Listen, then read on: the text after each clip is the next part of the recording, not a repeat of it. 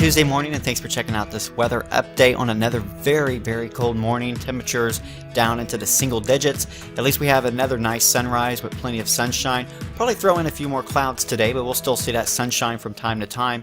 Looking at the 7-day forecast here, a few flurries possible this afternoon, but it's not going to cause any accumulation out there.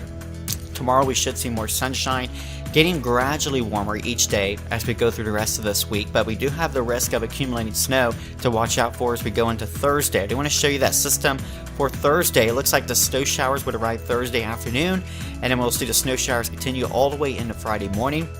We could see about 2 to 3 inches of snowfall as we go throughout Thursday night. Again, it's still a little bit early. Things could change regarding the exact placement of that band, but right now we do think about 1 to 3 inches on an average across the area. And then Friday will start to melt away the snow by the afternoon as temperatures start to warm up. By the weekend, we've got a little warmer temperatures, feeling a little more like spring. Actually pretty close to normal, believe it or not, as we go into the weekend, but with rain likely Saturday afternoon.